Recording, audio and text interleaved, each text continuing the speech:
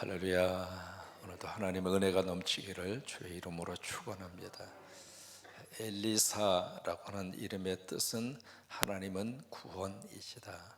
한번 해보십니다. 하나님은 구원이시다. 엘리사라고 하는 사람의 이름의 뜻입니다. 성경이 수없이 많은 선지자들이 등장을 하는데 그 많은 선지자 가운데 가장 많은 분량을 차지하고 있는 분이 엘리사입니다. 그 어떤 선지자들보다도 성경 속에 이름이 언급이 되고 그의 활동이 기록이 된 분량을 보면은 가장 깁니다. 그만큼 하나님께서 귀하게 들어 쓰신 것이죠. 우리 청년들을 하나님이 그렇게 귀하게 들어 쓰시게 되기를 축복합니다. 두 번째로 엘리사의 이 사역 속에서 뭘 느낄 수 있느냐면 그 어떤 선지자보다도 가장 기적을 많이 행하셨습니다. 왜 그랬을까? 엘리야보다도 갑절에 영감을 받았습니다. 하여튼 여러분 지금 이제 가을이어서 여러 가지 감도 많고 그 다음에 단감도 있고 홍시감도 있고 대봉감도 있고 감도 많지만은 가장 좋은 감이 영감입니다. 지금 이 시대는요, 영적 감각이 있어야 살아남습니다. 그러니까 실력도 있어야 되고요, 체력도 있어야 되지만은 정말 필요한 것은 영역입니다. 그 영역은 누가 주시는가? 하나님이 주십니다. 우리 여러분 청년들 아시는 것처럼 에디슨이 그런 이야기 하잖아요. 99%의 땀과 1%의 영감이라고요. 근데 99%의 땀은 인간이 나름대로 최선을 다해서 노력할 수 있습니다. 왜? 그건 내 영역이니까. 잠자지 않고 내가 노력을 해서 99% 나름대로 열심히 최선을 다해서 영어도 우리가 공부할 수 있고 에세이스트도 준비할 수 있고 나름대로 이제 시험 준비도 하고 다 할 수 있습니다만은 결정적인 것은 바로 나머지 1%예요. 그러니까 1%의 영감이 인간인 99%의 땀의 결정체로 완성시켜 주는 것이 1%예요. 근데 1%는 누가 주시는가? 하나님이 주신다 이 말이에요. 1%는 예배 가운데 하나님이 주시고 기도하는 가운데 주시고 찬양하다가 주시고 성경 말씀 속에 들어가서 말씀 속에서 하나님이 주시는 거룩한 축복이 1%의 영감이라 이 말이에요. 근데 이 엘리사는 자기의 스승 엘리야로부터 곱배기의 영감을 받습니다. 근데 그 영감이 무엇으로 나타나는가? 기적으로 나타나요. 세 번째로 이 엘리사에서 느낄 수 있는 특징이 있습니다. 성경에 3만 5천 명의 사람의 이름이 쭉 그렇게 기록이 되어 있는데 그 인간의 외모를 성경에서 기록하고 있는 예가 거의 없습니다. 뭐 키가 작다, 뭐 얼굴이 어떻게 생겼다, 별로 이렇게 묘사를 안 해놓고 있거든요. 근데 엘리사는 그의 외모를 성경이 기록합니다. 혹시 성경을 보신 분들은 기억하실 거예요. 외모가 딱 한 군데 기록이 되어 있어요. 뭐냐면 대머리였어요. 머리가 없었다 이 말이에요. 그것 때문에 나타나는 사건이 그 다음에 기록이 되어 있습니다. 오늘 성경에 열왕기하를 보시면은요, 이 엘리사를 통해서 네 가지의 기적이 기록이 되어 있습니다. 이게 한 가지의 기적뿐만이 아니라 네 가지의 기적이 열왕기하 4장 속에 이렇게 집대성해 놓았어요. 첫 번째의 기적은 남편 앞세우고 미망이 있는데 아들이 둘입니다. 근데 이게요, 남편이 죽으면서 그냥 죽은 것이 아니라 엄청난 빚을 남기고 죽습니다. 그래서 채권자들이 와서 자기 아들을 노예로 데려가려고 하는 순간입니다. 참 절박한 그런 순간이죠. 이제 그 집에 참 놀라운 기적을 엘리사를 통해서 하나님이 허락하십니다. 너무 잘 알고 있는 기적이죠. 기름병과 밀가루 통에 마르지 않고 계속 부어도. 그래서 이제 준비한 그런 만큼 채워주시는 놀라운 기적의 역사. 그래서 이제 그릇이 다 채워진 다음에 그렇게 말씀을 하시죠. 가다가 팔아라. 팔아서 빚 갚고 그리고 두 아들 데리고 먹고 살아라. 여러분, 이 기적이 여러분에게도 일어나기를 축복합니다. 여러분 지고 있는 빚을 하나님이 기적으로 다 갚아주셔서 그리고 앞으로는 더 이상 빚지고 살지 말고 사람이 살다가 보면 어쩔 수 없이 빚을 져야 할 때가 있습니다. 그런데 이 빚의 노예 속에 계속 굴레바퀴처럼 그렇게 살다 보면 경제적인 노예 속에서 살 수밖에 없어요. 우리 청년들 카드 빚 하나님께서 갚아주시기를 바라고, 이게요 빚을 지다가 보면 계속 빚이 또 다른 빚을 내게 하고 빚을 내게 하고 계속 빚지게 살아요. 그러니까 언젠가는 고리를 끊어야 돼. 젊었을 때부터 카드빚 무서워해야 돼요. 절대로 공짜가 아닙니다. 그게 카드빚의 이자는요 보통 19%, 20% 이거 고리 대금업도 저리 가라 할 정도로 기하급수적으로 늘어나는 게 카드빚이에요. 그러니까 여기 하나님이 기적을 베풀어 주셔서 이 미망인의 집에 있는 빚을 다 갚아주시고, 이것도 하나님이 기적을 주시면 빚으로부터도 자유함을 얻을 수 있다 이 말이에요. 그래서 이 빚을 갚고 두 아들과 같이 그렇게 맘 편하게 살아라. 그게 첫 번째 기적입니다. 두 번째 기적은 엘리사가 수넴이라고 하는 마을에 갔을 때 두 번째 등장하는 여자는 좀 먹고 살 만한 그런 부유한 여자입니다. 그 여자가 수넴, 이 주의 종을 너무 공경을 잘합니다. 여러분, 이 하나님의 종을 하나님의 종으로 인정한다고 하는 것이 무엇일까? 첫째는 그를 통해서 증거들은 말씀을 하나님의 말씀으로 받아들이는 거예요. 그게 주의 종을 인정하는 첫 번째 내용입니다. 두 번째는 그 주의 종을 통해서 하나님이 하시려고 하는 그 일을 아멘 하는 것이 주의 종을 인정하는 거예요. 그래서 여러분, 강대상에서 무언가 선포한다, 그건 예산 일이 아닙니다. 기도 가운데 하나님이 주시는 역사가 있고 하나님이 하고 싶은 일이 있고 하나님께서 뭔가 그 교회와 그 성도들과 그리고 주의 종을 통해서 뭔가 이루고 싶은 하나님의 꿈이 있어서 선포하게 하시는 거예요.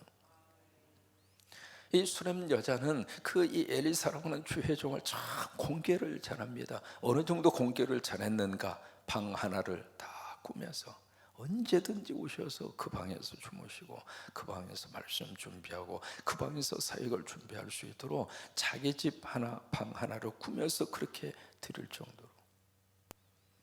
그래서 이 수넴 여자의 그 공개함이 너무 감사해서 소원이 뭐냐 그러잖아요. 그래서 결국 그 집에 아이가 없는 것을 알고 그 집에 아이의 축복을 주십니다. 근데 그 아이의 축복대로 그 가정에 아이가 태어났어요. 기적이죠. 다시 말해 그 가정에 생명의 기적을 주신 거예요. 여러분에게도 이 생명의 기적이 있기를 주의 이름으로 축원합니다. 그래서 이 아이가 태어나서 잘 자랐어요. 자라다가 세상에 병이 걸려서 죽습니다. 나중에 어떻게 됐죠? 엘리사가 이 아이를 살려냅니다. 생명의 기적입니다. 그러니까 그 가정에 물질적으로는 풍요로움이 있었지만은 그 가정에 생명이 없었던 거죠. 그 가정에 엘리사 주의 종을 통해서 생명의 기적을 베풀어 줍니다. 세 번째는 길갈리라고 하는 장소에서 누구를 만나는가? 가난한 신학생들을 만납니다. 그래서 이게 흉년이 들어서 먹을 게 없는 거예요. 그래서 이 엘리사가 야, 국 좀 끓여서 좀 배불리 먹을 수 있도록 해주어라. 그래서 이제 큰 솥을 준비해서 물을 갖다가 붓고, 그리고 이제 국을 끓여야 되는데 뭔가 집어내야 될 거 아니겠습니까? 그래서 팍 차도탄에다가 여기에 들호박, 그냥 야생에서 자라는 호박을 갖다가 집어넣고 끓여서 한 대접적 퍼서 신학생들에게 이렇게 제공을 했는데, 이 떠서 먹다 보니까 세상에 그 들 호박 속에 독이 들어있는 호박을 갖다 집어넣고 끓인 거예요. 한 숟갈 떠 먹다 보니까 아이고 모두가 다 죽게 생겨서 스승님 큰일 났습니다. 독이 들어있습니다. 그러니까 엘리사가 어떻게 했느냐면 참 꿈 같은 일이 일어납니다. 뭔가 가루를 갖다가 집어넣어라. 그래서 가루를 갖다 집어넣어서 이제는 떠서 먹어라. 먹으니까 독이 더 없어진 거예요. 아무리 해하려고 하는 독이라 할지라도 하나님이 기적을 베풀어 주시면 그 독이 나를 해하지 못하게. 여러분, 이게 하나님의 기적이잖아요. 그 다음에 네 번째는 여기 바알 살라사라고 하는 지역이 나옵니다. 거기에 한 농부가 농사를 짓고 처음 얻은 그 수확을 가지고 보리떡을 20개를 만들었어요. 그리고 처음 수확한 채소를 한 바구니에 들고 그리고 엘리사에게 가져옵니다. 근데 그것을 딱 보더니 엘리사가 나한테 주지 말고 저 무리에게 갖다가 주라고. 그 사람이 아니 보리떡 20개 그리고 채소 한 바구니, 그 밖에 있는 무리는 100명, 그 많은 사람이 이것을 어떻게 다 먹을 수 있겠느냐고. 이 양이 너무나 적다 그 말이죠. 그러니까 엘리사가 그럽니다. 갖다가 주어라. 하나님이 말씀하신다. 먹고도 남을 것이다. 여러분 지금 이게 바로 뭐예요? 신약 성경에서 우리가 만난 예수님을 통해서 나타났던 기적, 오병이어의 기적, 그것이 구약에서 나타난 사건이거든요. 그래서 이제 100명에게 다 갖다가 줬는데 먹고도 남은 거예요. 먹고도 남았는데 별로 기분이 그러세요?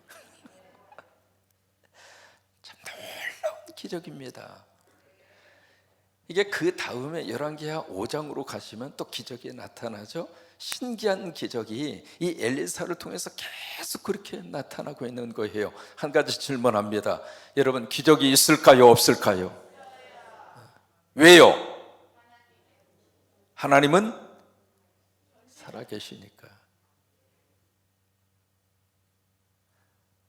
하나님이 관념적인 하나님이고 하나님이 이성적인 하나님이고 하나님이 성경에 갇혀있는 분이라면 기적은 성경에서 끝났을 것이에요. 그런데 그 하나님이 살아계시고 그 하나님이 지금도 우리와 함께 하시고 그 하나님이 우리 청년들의 아버지가 되시고 그대들이 믿는 하나님이 그 하나님이라면 그 하나님은 지금도 그대들을 위해서 일을 하실 것이고 우리 청년들에게 기적을 주실 것이고 그리고 그 기적의 하나님이 여러분들의 인생을 책임지실 것입니다. 일본의 신학자 가운데 우찌무라 간조라고 하는 신학자가 있습니다. 내촌 감상하면 기억하시겠죠. 그분이 기독교에 대해서 이렇게 평가를 합니다. 기독교는 기적의 종교다. 만약에 성경에서 기적이라고 하는 것을 전부 다 제거해 버린다면 성경은 겉표지와 그리고 마지막 장, 딱 2장만 남을 것이다. 여러분, 기적은 지금도 하나님이 행하십니다. 그러니까 우리가 기도하는 것도 왜 기도하는가? 하나님 기적을 주시니까. 그래서 우리가 기도 제목을 놓고 하나님 앞에 기도하고 하나님이 역사하실 것을 믿으니까 작정하고 기도하고 그러는 거예요. 웨스트민스터라고 하는 영국의 유명한 사원이 있죠. 그 사원 들어가는 정문에 쓰여져 있는 글씨입니다. 이 문을 통하여 들어오는 자는 하나님을 위하여 기대하라. 따라서 말하십니다. 성광교회 오는 성도들은 하나님을 위하여 기대하라. 하나님 믿는 사람은 하나님 때문에 기대하는 거예요. 우리가 이제 가족의 구원을 위해서 우리 기도하잖아요. 간절히 기도합니다. 왜요? 그 가족의 구원을 위해서 기도하고 기대하고 기도하면 하나님이 그 가족의 영혼을 구원해 주신다고 하는 기적이 일어날 것을 믿기 때문에 그런 거예요. 여러분 건강을 위해서 기대하고 기도해요. 하나님께서 그 기도를 들으시고 그에게 기적을 주셔서 병마가 떠나가게 하시고 암덩어리가 떠나가게 하시고 기적이 나타나게 하시고 그런 일들이 우리 기도 가운데 예배 가운데 기독교 안에는 숱하게 많다고 하는 거예요. 목회하면서 목회 현장 속에 그런 일들을 참 많이 봅니다. 왜? 지금도 하나님께서는 역사하시고 하나님께서는 지금도 그런 기적을 베풀어 주세요. 사업이 지금 너무 힘들어서 그 사업을 잘 되기를 기대하고 기도했는데 그 사업을 하나님이 이렇게 세우셔서 하나님이 그 사업을 들어 쓰시고 그런 일들이 얼마든지 일어날 수 있다고 하는 거예요. 그러니까 엘리사를 통해서 왜 이런 기적들을 하나님께서 보여주셨는가? 그 하나님이 지금도 우리와 함께 하셔서 역사하시고 능력을 베풀어 주시고. 자, 오늘 1절을 보십니다. 첫 번째 기적이 어떻게 일어났는가? 자, 1절. 이게 한 절이 너무 길다가 보니까 중간에서 끊고 싶어서 그러셨는데 1절 같이 한번 읽습니다. 선지자의 제자들이 아내 중에 한 여인이 엘리사에게 부르짖어 이르되 당신의 종 나의 남편이 이미 죽었는데 당신의 종이 여호와를 경외한 줄을 당신이 이제 빚준 사람이 와서 나의 두 아들 데려가 그의 종을 삼고자 하나이다. 이게요 참 묘해요. 신학교에 가면 신학생들이 참 가난한 사람이 대부분입니다. 지금은 모르겠습니다. 과거에도 그러고 거의 별반 다르지 않을 겁니다. 좀 능력 있는 부유한 자녀들을 하나님이 쓰시면 얼마나 좋을까 싶은데, 이게 신학교에서 가장 힘든 것이 등록금 내야 할 때가 되면 모두가 다 돈이 없어서 등록금 내지 못해서 그냥 거기에 가서 좀 미뤄달라고 그러고 어떻게 좀 해달라고 그러고. 모르겠어요. 우리 신학생들은 거의 대부분이 다 그랬어요. 그래서 이제 안타까운 마음이 있었어요. 하나님, 좀 돈 있는 사람을 좀 쓰시지, 아니면 신학교를 보내셨으면 돈을 좀 주시든지. 이것도 아니고 저것도 아니고. 바로 여기에 이 열왕기하 4장에 등장하는 신학생도 마찬가지입니다. 참 가난했던 것 같아요. 그런데 세상에 이 남편 된 신학생이 세상을 떠납니다. 떠나면서 먹고 살기 위해서 빚을 졌고요. 그 빚 때문에 빚쟁이 돌아서 막 빚을 재촉하는데 이 가져갈 것이 없으니까 이 아들을 노예로 지금 가져가기 직전입니다. 그 안타까운 마음을 지금 이 미망인이 와서 엘리사에게 지금 하소연하는 거예요. 남편 죽은 것도 지금 속상해 죽겠는데, 남편 없이 앞으로 살 것도 막막한데 이 두 아들까지도 지금 뺏기게 생긴 거예요. 참 절박한 그런 상황에서 이 엘리사에게 와서 어떻게 했으면 좋겠느냐고. 여러분, 아버지의 집이 바로 그런 집이에요. 이렇게 해도 저렇게 해도 아무리 해도 무슨 길이 보이지를 않고 막막하고, 그런 속에 아버지의 집에 와서 아버지 어떻게 했으면 좋겠느냐고, 아버지 이런 상황에서 어떻게 했으면 좋겠느냐고. 그 눈물과 기도를 하나님이 들으실 줄로 믿습니다. 그러니까 2절에 엘리사가 그에게 말씀을 하십니다. 엘리사가 그에게 이르되 내가 너를 위하여 어떻게 하랴. 여러분, 이게 참 좋은 마음이에요. 상대의 어려움과 고통을 이렇게 지켜보면서 내가 내 입장에서 당신에게 뭘 해줄 수 있겠습니까? 그러면서 그 다음에 질문합니다. 당신 집에 무엇이 있는지 나에게 말하라.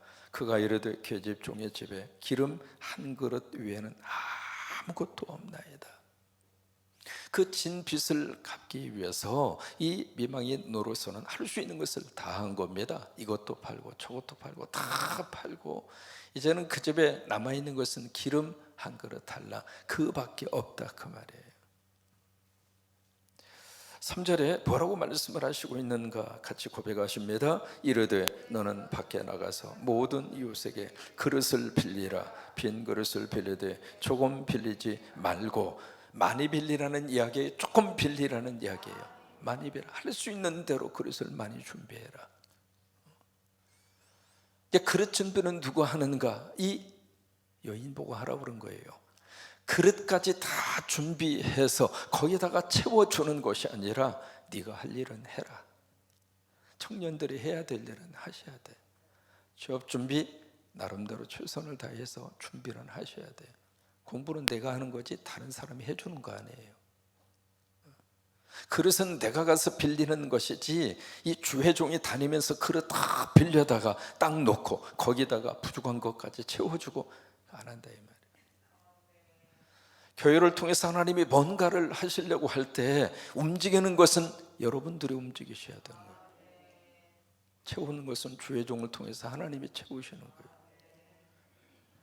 그릇도 다 주회종이 다 준비하고 거기다가 빈 그릇도 다 채워주고, 이제는 됐으니까 이제는 잡수시고 입만 벌리시고 해서 더 주는 게 아니라 이 말이에요. 기도는 누가 하는가? 여러분이 하셔야 돼요. 응답은 하나님이 하시지만 기도 그릇은 여러분이 준비하셔야 돼요. 예배 그릇을 누가 준비하는가? 우리가 준비하는 거예요. 복받을 그릇을 누가 준비하는가? 우리가 준비합니다. 100개의 십자가가 세워진 다음에 하나님은 이 제단을 통해서 그릇을 준비하게 하시는 거예요. 100개의 전 세계 11개 나라의 100개 십자가가 바로 하나님이 주시는 성광교회 영적 그릇 준비입니다. 앞으로 그 그릇에다가 무엇을 담아주실 것인가 기대하시기 바랍니다. 오고 오는 세대를 통해서 이 교회를 하나님이 어떻게 쓰실 것인가 기대하시기 바랍니다. 하나님이 주시는 그릇 준비예요.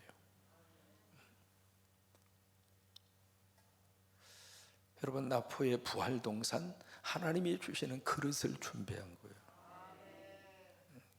단순히 이 교회 저 교회 묘지를 하니까 우리도 하자 해서 하는 차원을 벗어나서 앞으로 성광교회 왜요? 많이 들었어요.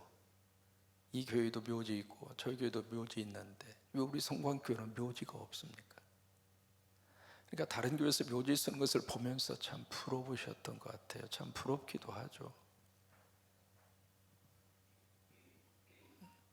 이게 뭐냐면 아직까지 우리가 하고 싶었는데 그릇을 준비 못한 거잖아요. 저게 그릇이라고 생각을 해서 준비를 했는데 거기다가 담지를 못했잖아요.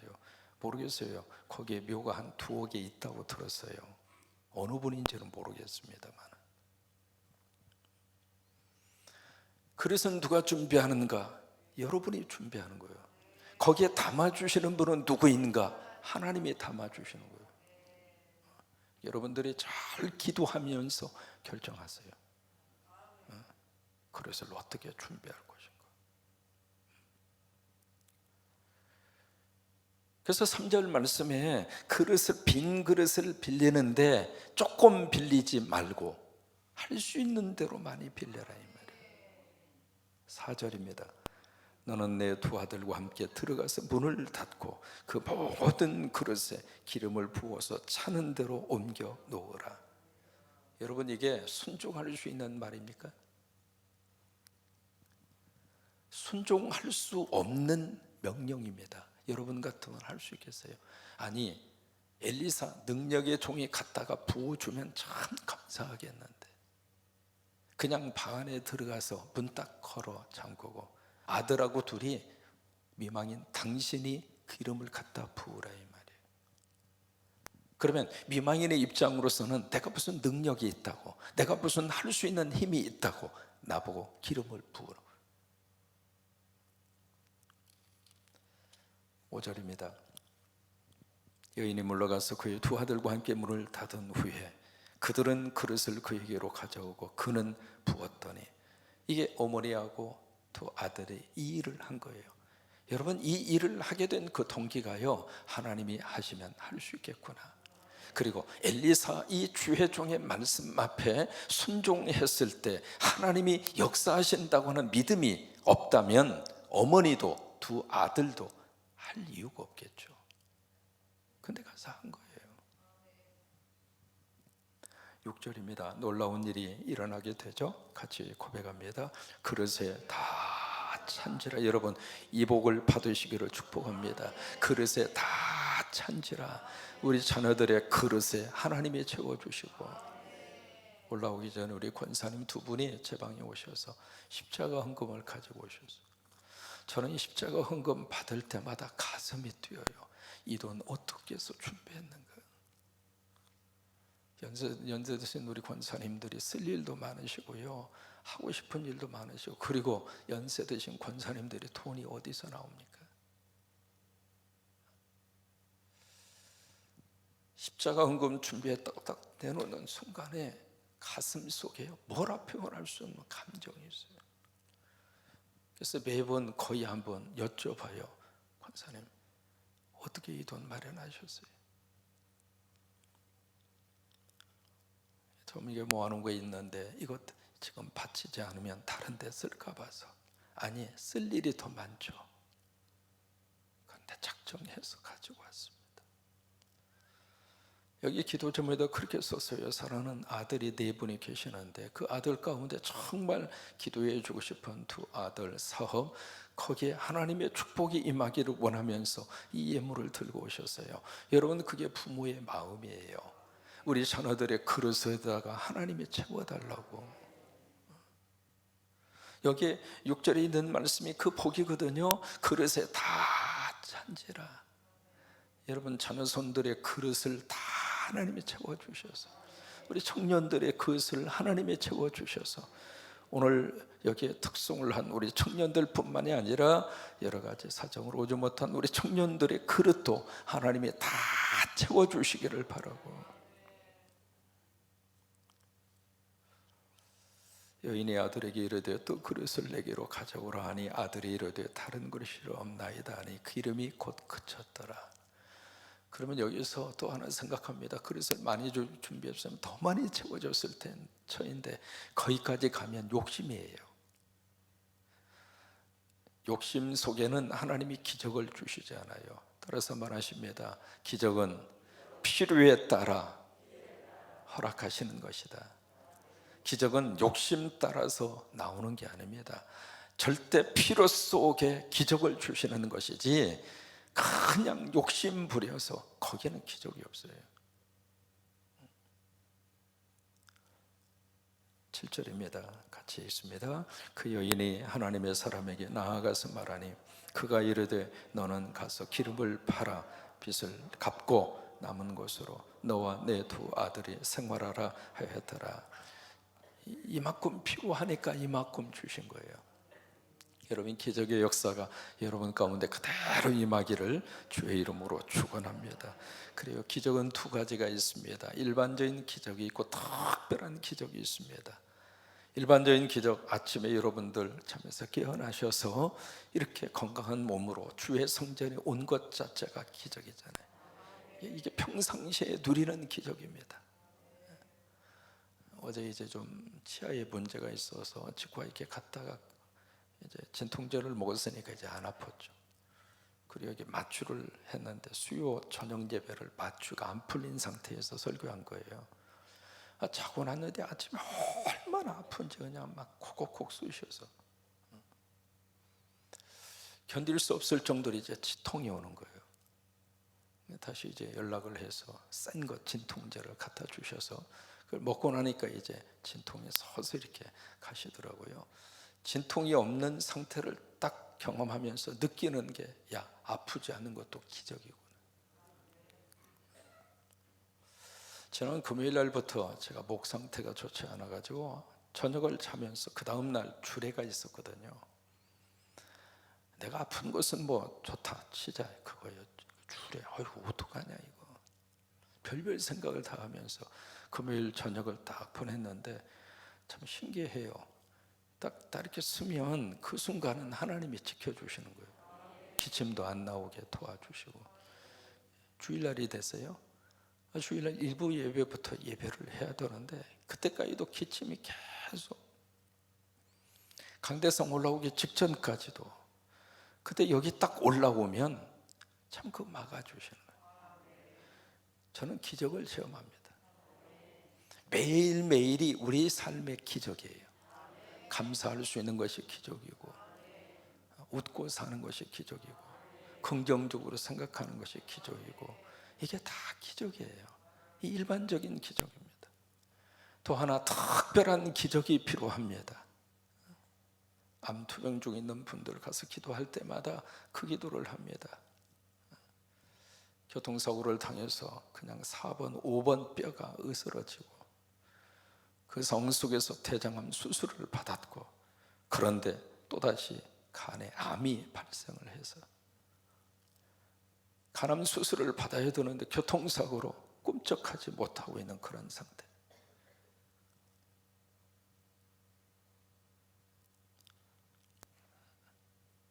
사람이 아무 일 없이 산다고 하는 게 보통 일이 아닙니다. 아무 일 없이 하루하루 무탈하게 지낸다고 하는 게 보통 일이 아닙니다.